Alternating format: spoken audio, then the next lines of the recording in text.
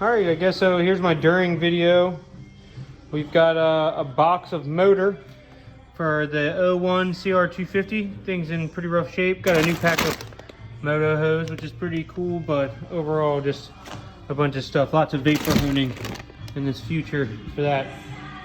Roller for the 01 is in pretty good shape. We've got a frame, A-kit forks, applied triple clamps, and the 7/8 Renthal bar with the old school cloth bar pad, which I just love. And then the 94 is in complete pieces. We've got a frame, still needs to go to powder coat. We've got some pieces we've already cleaned up for brakes. We need to rebuild those. Some other pieces that have been cleaned and are ready. Some PC triple clamps. And the engine for this has been built and done. It's in pretty good shape, so I think I'm not going to vapor blast this one. Still kind of torn. But more to come.